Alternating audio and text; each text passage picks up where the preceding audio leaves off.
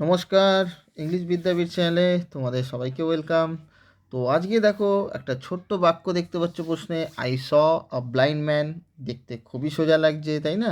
একটা ছোট্ট বাক্য, আমি দেখেছিলাম একটি অন্ধ লোককে। প্রশ্ন দেখো কি আছে, রিরাইট দ্য সেন্টেন্স, বাক্যটাকে পুনরায় লেখো ইউজিং অ্যান অ্যাডজেক্টিভ ক্লজ, একটি অ্যাডজেক্টিভ ক্লজ ব্যবহার করে। তো ক্লজের উপরে আমি বেশ কিছু ক্লাস নিয়েছি, প্লেলিস্টে গিয়ে দেখে নিতে পারো। অ্যাডজেক্টিভ বা রিলেটিভ ক্লজ হোক বা বিভিন্ন ক্লজের উপরে হোক, জয়নিং, কমপ্লেক্স সেন্টেন্স, অনেক কিছুই নিয়েছি। যত আমার পুরনো ক্লাস দেখবে ডেট ওয়াইজ ইউটিউবে পেয়ে যাবে, তারিখ দেখে পেয়ে যাবে। পুরনো ক্লাস যত দেখবে সেখানে কিন্তু বেসিক্স আমি আরও ডিটেলস আলোচনা করেছি। কারণ প্রত্যেক ক্লাসে ডিটেলস আলোচনা করতে গেলে ক্লাস অনেক বড় হয়ে যাবে। তাও আমি প্র্যাকটিস করাতে করাতে তোমাদের শেখাতেই থাকি, তোমরা যারা আমার ক্লাস ফলো করো জানোই। তো দেখো বলেই দিই হোয়াট ইজ ক্লজ। দেখো, মোর দ্যান ওয়ান ওয়ার্ড মানে একের অধিক শব্দ বা শব্দগুচ্ছ বলতে পারো, সেখানে একটা ফাইনাইট ভার্ব থাকবেই। একটা ক্লজে একটাই ফাইনাইট ভার্ব থাকে, ঠিক আছে? শব্দগুচ্ছ সেখানে মোর দ্যান ওয়ান ওয়ার্ড আর কি, সেখানে একটা ফাইনাইট ভার্ব মানে টেন্সে গঠনের ভাব থাকবে। ভার্ব আবার দু প্রকারের আছে ব্যবহার অনুসারে, ফাইনাইট, নন ফাইনাইট। যে ভাব টেন্সে গঠনে থাকে সহজে আমি বলেই থাকি সেটা ফাইনাইট ভাব, যে ভাব টেন্সে গঠনে থাকবে না সেটা নন ফাইনাইট। নন ফাইনাইট অনেক কিছুই আছে, participle, gerund, verbal noun, infinitive, অনেক কিছু আছে। তো যাই হোক, আমার ফাইনাইট ভাব নিয়ে কাজ এখানে, মানে টেন্সের গঠনের ভাব, ভার্ব অ্যান্ড টেন্স ক্লিয়ার থাকতেই হবে। হ্যাঁ, এটা আমি বলেই থাকি, নাহলে গ্রামারের সব রাস্তাই বন্ধ। তো ফাইনাইট ভাব একটা থাকবে একটা ক্লজে, ঠিক আছে?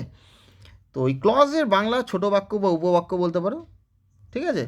তো বাক্যের মতনই কাজ করে, বাক্যেও সেন্টেন্সেও টেন্সের গঠনের ভার্ব মানে ফাইনাইট ভার্ব থাকবেই, ক্লজেও টেন্সের গঠনের ভার্ব বা ফাইনাইট ভার্ব থাকবেই। তাহলে ফারাকটা কি প্রশ্ন? তাতে একই হয়ে গেল না? হ্যাঁ, এই দিক দিয়ে তো এক, যে ফাইনাইট ভার্ব থাকবেই। আলাদা এই জায়গায় যে একটা বাক্যে একাধিক ফাইনাইট ভার্ব থাকতে পারে। কি বললাম? একটা বাক্যে more than one finite verb থাকতে পারে, ঠিক আছে? কিন্তু একটা ক্লজে একটাই ফাইনাইট ভার্ব থাকে। একটা ক্লজ, একটা ফাইনাইট ভার্ব, ঠিক আছে? আর যতগুলো ফাইনাইট ভার্ব ততগুলো ক্লজ। তো একটা বাক্যে একাধিক ফাইনাইট ভার্ব থাকতে পারে মানে একাধিক ক্লজ হতে পারে, বুঝতে পারলাম? কিন্তু ক্লজে একটাই ফাইনাইট ভার্ব হবে। তো ক্লজ এই সেন্সে বলতে পারো ছোট বাক্য বা উপবাক্য, মানে বাক্যের মধ্যেও বাক্য, এরকম টাইপের। তো যাই হোক, প্রশ্ন যেটা দিয়েছে আমি বলেই দিলাম তোমাদের ক্লজ কী জিনিস। ফ্রেজের সাথে ফারাকটা কোথায় একটু বলেই দিই। ফ্রেজ ও গ্রুপ অফ ওয়ার্ডস, ঠিক আছে, শব্দগুচ্ছ। ফারাকটা হচ্ছে, ডিফারেন্সটা কোথায়? ফ্রেজে কোনো ফাইনাইট ভার্ব থাকবে না, নো ফাইনাইট ভার্ব। এও শব্দগুচ্ছ, একটা অর্থ আছে ক্লজের মতনই, বাক্যের অংশ এও, ঠিক আছে? একটা আংশিক অর্থ হলেও আছে, কিন্তু সম্পূর্ণ অর্থ হয়তো প্রকাশ করে না। একটা অর্থ তো আছেই, কিন্তু ফাইনাইট ভার্ব থাকবে না। নন ফাইনাইট ভার্ব থাকতে পারে, ফাইনাইট ভার্ব থাকবে না। ক্লিয়ার হয়েছে? কিন্তু ক্লজে ফাইনাইট ভার্ব থাকতেই হবে, একটা ক্লজে একটা ফাইনাইট ভার্ব। এটাই হচ্ছে মেন ডিফারেন্স ফ্রেজ আর ক্লজের। তোমরা প্লেলিস্টে গিয়ে, ক্লজের প্লেলিস্টে গিয়ে দেখে নিতে পারো, সেখানে আমি ফ্রেজ, ক্লজ, সেন্টেন্সের মধ্যে ডিফারেন্সের একটি ক্লাস নিয়েছি, বড় 40 মিনিট মতো ক্লাসটা হবে হয়তো। তো দেখে নেবে, সব ক্লিয়ার হয়ে যাবে। তাও আমি তো করাতে করাতে বলেই থাকি তোমাদের প্র্যাকটিস। তো দেখো, তো ক্লজ বোঝালাম কী জিনিস। তো এই অ্যাডজেক্টিভ ক্লজ আবার আসছে কোথা থেকে? দেখো, ক্লজের ক্লাসিফিকেশনটা বুঝিয়ে দিই, দেখো ফটাফট। প্রিন্সিপাল, সাবঅর্ডিনেট, কোঅর্ডিনেট, তিন প্রকারের ক্লজ আছে। Principal, subordinate, coordinate. প্রিন্সিপালের আর এক নাম মেইন বা ইন্ডিপেন্ডেন্ট, সাবঅর্ডিনেটের আর এক নাম ডিপেন্ডেন্ট। ডেফিনেশনই সব কিছু, ডিপেন্ড করে থাকে। ডিপেন্ডেন্ট মানে কি? যে ক্লজ অন্যের উপরে ডিপেন্ড করে থাকে, তাই জন্যই ওর নাম ডিপেন্ডেন্ট। যার উপরে ডিপেন্ড করে থাকে সে হচ্ছে ইন্ডিপেন্ডেন্ট বা মেইন বা প্রিন্সিপাল ক্লজ, প্রধান বাক্যাংশ, স্বাধীন বাক্যাংশ, ঠিক আছে? তার উপরে যে বাক্যাংশ নির্ভর করে থাকে তাকে ডিপেন্ডেন্ট বা সাবঅর্ডিনেট ক্লজ বলে। ক্লিয়ার হলো? আর কোঅর্ডিনেট ক্লজ আছে, এ আলাদা কিছু না, এ দুটো ইন্ডিপেন্ডেন্ট নাহলে দুটো ডিপেন্ডেন্টকে নিয়েই হয়। ওর জন্য আমি এটাও বলে থাকি, বিভিন্ন গ্রামারিয়ানরাও এটাও বলছে যে ক্লজ আবার দু প্রকারের, ইন্ডিপেন্ডেন্ট, ডিপেন্ডেন্ট, ঠিক আছে? ওই ইন্ডিপেন্ডেন্ট ডিপেন্ডেন্ট নিয়েই তো আলটিমেটলি দুটো ইন্ডিপেন্ডেন্ট অথবা দুটো ডিপেন্ডেন্ট নিয়েই কোঅর্ডিনেট ক্লজ হয়, তাই না? আলাদা কিছু না, কিন্তু ওটাকে আলাদাভাবেও ক্লাসিফিকেশন করা যায়, সেটাও আমি বলেই দিলাম তোমাদের। প্রিন্সিপাল, সাবঅর্ডিনেট, কোঅর্ডিনেট, এটাও কিছু গ্রামারিয়ানরা বলছে দুটোই ঠিক, কোনো কিছু ভুল নয়। তো যাই হোক, তো এই যে তিনটেই যদি ধরি, প্রিন্সিপাল, সাবঅর্ডিনেট, কোঅর্ডিনেট, এই যে সাবঅর্ডিনেটের মধ্যে আছে, সাবঅর্ডিনেট বা ডিপেন্ডেন্টের তিনটে ভাগ আছে আবার। নাউন বা নমিনাল, অ্যাডজেক্টিভ বা রিলেটিভ, অ্যাডভার্ব বা অ্যাডভার্বিয়াল। আবার বলি, নাউন অথবা নমিনাল ক্লজ বলে। এই প্রশ্ন আসে কিন্তু ভীষণ, ক্লাস নিয়েছি এর উপরেও জয়নিংয়ে। হ্যাঁ, অ্যাডজেক্টিভ বা ওর আর এক নাম রিলেটিভ ক্লজ, আর অ্যাডভার্ব বা অ্যাডভার্বিয়াল ক্লজ। ওকে, এই তিন প্রকার ভাগ আছে। কোনটা কি ঘাবড়ানো কিছু নেই। বেসিক যদি তোমার ক্লিয়ার থাকে পার্টস অফ স্পিচের noun pronoun verb adjective adverb, তাহলে তোমার এটা বুঝতে অসুবিধা নেই। নাউনের ডেফিনেশন যদি তুমি জানো তো নাউন ক্লজও বুঝতে অসুবিধা হবে না। আরে যদি বাক্যাংশটা নামের ধর্ম থাকে তো নাউন ক্লজ, যদি অ্যাডজেক্টিভ মানে অ্যাডজেক্টিভ কাকে বলে, অ্যাডজেক্টিভ নাউন বা প্রোনাউনকে কোয়ালিফাই করে, তাই না? নাউন বা প্রোনাউনকে ডেসক্রাইব করে, বোঝায়, তাই না? তো যদি সেরকম বোঝায় বাক্যাংশটা, তো সেটা অবশ্যই অ্যাডজেক্টিভ বা রিলেটিভ ক্লজ। ওকে। আর যদি অ্যাডভার্বের ধর্ম থাকে, হোয়াট ইজ অ্যাডভার্ব? অ্যাডভার্ব ভার্বকে কোয়ালিফাই করে, অ্যাডভার্ব অ্যাডজেক্টিভকে কোয়ালিফাই করতে পারে, অ্যাডভার্ব ওই বাক্যের অন্য কোনো অ্যাডভার্বকেও কোয়ালিফাই করতে পারে। ওকে। তো তখন তাকে অ্যাডভার্ব বা অ্যাডভার্বিয়াল ক্লজ বলবো। ক্লজ মানে এটাও মনে রাখবে সাবজেক্ট ভার্ব কম্বিনেশন, ঠিক আছে? সেন্টেন্সের যেমনি সাবজেক্ট ভার্ব কম্বিনেশন হয়, আর ভার্ব বলতে অবশ্যই আই মিন ফাইনাইট ভার্ব, এটা যেন মাথায় থাকে, টেন্সের গঠনের ভার্ব। ওকে। তো সবই বিস্তারিত আমি তোমাদের ডিটেলসেই বলতে পারো, এক প্রকারের করাতে করাতেও বুঝিয়ে দিচ্ছি, প্র্যাকটিস করাতে করাতে শিখিয়ে দেবো, চিন্তা নেই। এতবার বলবো আপনি মনে থেকে যাবে, জাস্ট প্র্যাকটিস করো, ফায়দা তোলো, ঠিক আছে? আরামসে সলভ করতে পারবে। তো এবারে বোঝা গেল। তো তোমাকে বলেছে এই বাক্যটায়, এখানে কোনো জয়নিংয়ের ব্যাপার নেই, কিন্তু বাক্য একটাই দিয়েছে এবং এই প্রশ্নটাকেও যদি আমি অ্যানালিসিস করি, দেখো তোমাদের বলেছি যা কিছু বলবে পার্শ্বশী বিচার করে চলবে, ইংরাজি ভাষার তে দক্ষতা বাড়বে, ঠিক আছে? কমেন্ট আসবে দেখবে ভাষাতে, যদি পার্শ্বশী বিচার করে সর্বদা চলো। আই তো প্রোনাউন আছে, তো জানোই। তো দেখো, স দেখতে পাচ্ছি এখানে, কী বলবো, V2, তাই না? সিম্পল পাস্ট টেন্সে আছে, সিন। দেখো V2 সিম্পল পাস্ট টেন্স, ঠিক আছে? ফাইনাল ভাব পেয়ে গেলাম। ব্লাইন্ড ধরো তুমি জানো না, তো ম্যান তো জানো নাউন, তাই না? তো ম্যান তো জানো নাউন, মানুষ। তো ব্লাইন্ড এই ওয়ার্ডটা কার সাথে রিলেটেড, এ কাকে ডেসক্রাইব করছে বা কোয়ালিফাই করছে বলো? এই যে বাচ্চাও জানে যে ম্যানটাকে বোঝাচ্ছে, তাই না? অন্ধলোক, ব্লাইন্ডটা নাউন, ম্যানটাকে ডেসক্রাইব করছে কি না, তাই জন্য এটাকে কি বলবো, শর্টে লিখলাম অ্যাডজেক্টিভ বলবো কি না, এ ফর অ্যাডজেক্টিভ বলবো কি না, ক্লিয়ার হয়েছে? তো দেখো সবই বার করে, আর এ তো আর্টিকেল আছে। তো এই হচ্ছে ভেঙে ভেঙে বললে আই হচ্ছে প্রোনাউন, ঠিক আছে? এইবারে দেখো আমি আর একভাবেও তোমাদের এটা বোঝাই, 1 মিনিট, এটা একটু জাস্ট ইরেজ করে নিই, কারণ আছে।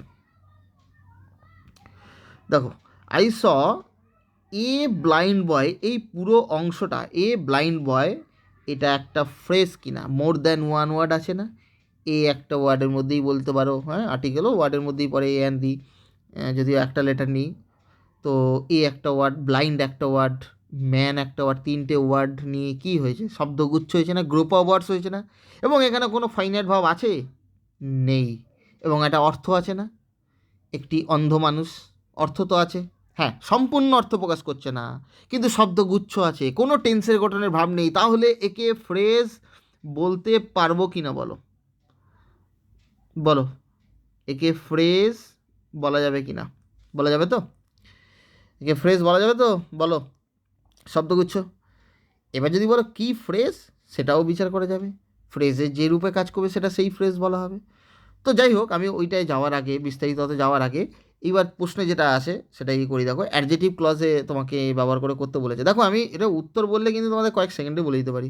তোমাদের এত কিছু বোঝানোর আমার মেন উদ্দেশ্য হচ্ছে তোমরা যাতে ভাষাটাকে এনজয় করতে পারো, ঠিক আছে? শিখতে পারো ভালো করে ইংলিশ ল্যাঙ্গুয়েজটাকে, গ্রামারের দক্ষতা বাড়ে, অনেক ডেপথে গিয়ে তোমাদের আমি শেখাচ্ছি, একদম খুঁটি নাটি, ঠিক আছে? যাতে তোমরা মানে ল্যাঙ্গুয়েজে একটা কমেন্ট তোমাদের হবে এতে, ঠিক আছে? এনজয় করবে একদম, ওই মানে ভাষা নিয়ে খেলতে পারবে বলতে পারো। তো দেখো, প্রত্যেকটা ওয়ার্ড বাই ওয়ার্ড অ্যানালাইসিস, বিশ্লেষণ, হ্যাঁ। তো অ্যাডজেক্টিভ ক্লজ ব্যবহার করতে বলেছে, তো একটু বুদ্ধি খাটাও।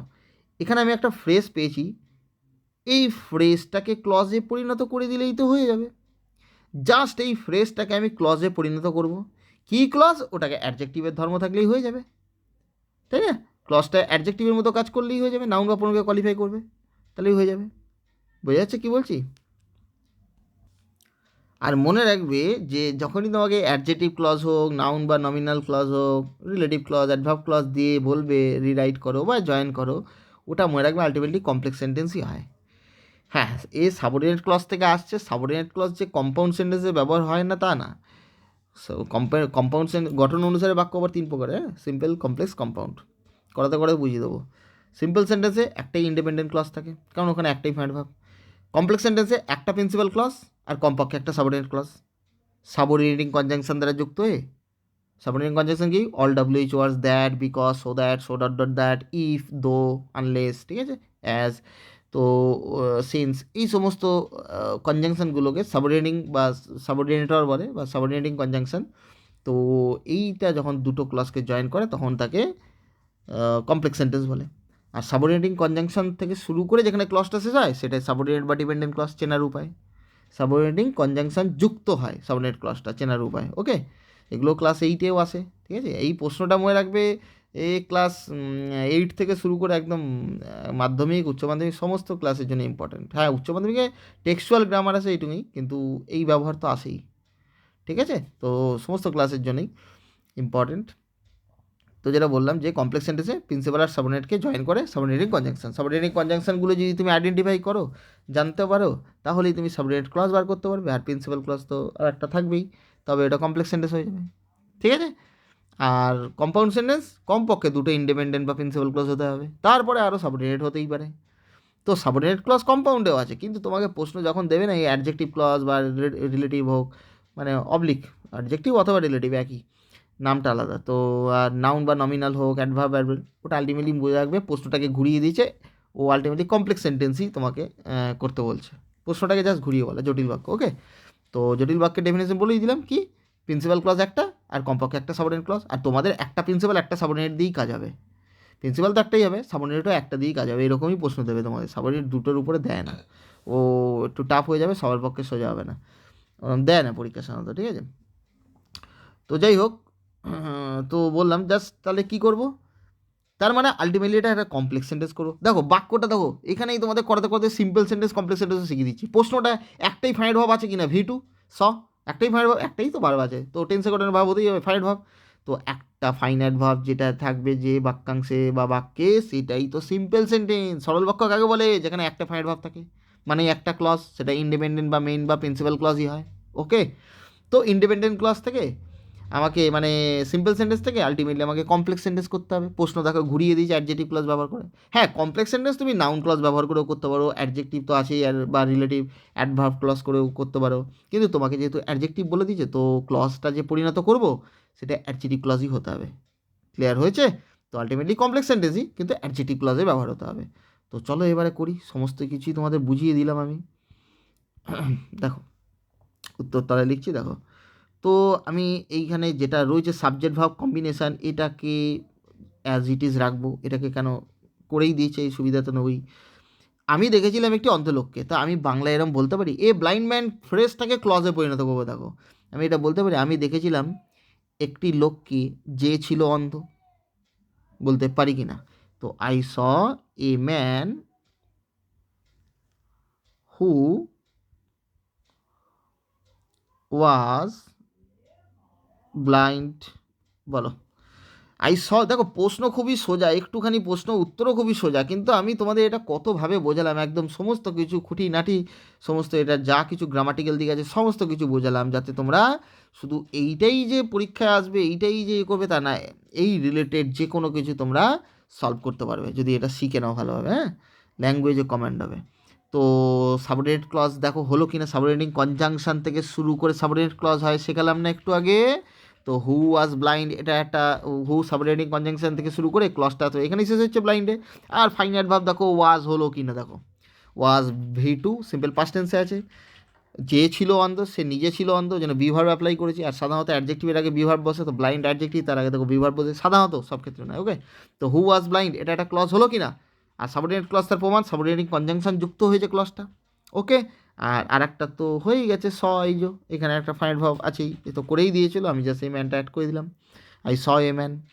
তাহলে এটা প্রিন্সিপাল ক্লজ আর ওটা সাবঅর্ডিনেট ক্লজ মিলে কমপ্লেক্স সেন্টেন্স হয়ে গেল, ঠিক আছে? আচ্ছা, এইটা যে প্রিন্সিপাল ক্লজ হয়েছে, তোমাদের অনেকের মনের মধ্যে প্রশ্ন থাকতে পারে, স্যার এটা সাবঅর্ডিনেট ক্লজ নাই কেন?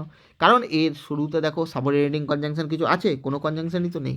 আর সাবঅর্ডিনেটিং কনজাংশন যুক্ত সাবঅর্ডিনেট ক্লজ হয়, তো সাবঅর্ডিনেটিং কনজাংশন নেই, তার মানে এটা প্রিন্সিপাল ক্লজ। আরে বাবা, শুধু তো সাবঅর্ডিনেট ক্লজ দিয়ে কোনো বাক্যই হবে না, তাই না? প্রিন্সিপাল ক্লজ তো থাকতেই হবে কমপক্ষে একটা। তো অ্যাডজেক্টিভ ক্লজ দিয়েছে মানে ও তোমাকে কমপ্লেক্স সেন্টেন্সই আলটিমেটলি করতে বলছে, তো প্রিন্সিপাল ক্লজ তো আনতেই হবে, বোঝা গেল? মানে প্রিন্সিপালের উপরেই তো নির্ভর করে থাকে, ডিপেন্ড করে থাকে ও। ইন্ডিপেন্ডেন্ট বা প্রিন্সিপালের উপরেই তো ডিপেন্ড করে যে ক্লজ থাকে তাকে ডিপেন্ডেন্ট ক্লজ বলে।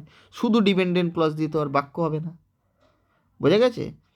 এটা যেন মাথায় থাকে, মনে রাখবে বাক্য মানেই সেখানে ক্লজ আছে, কিন্তু ক্লজ মানেই সেখানে বাক্য নয়। এটাও কিন্তু আমি ফ্রেজ ক্লজ সেন্টেন্সের ক্লাসে শিখিয়েছি। বাক্য মানে সেখানে ক্লজ তো থাকতেই হবে, তাই না?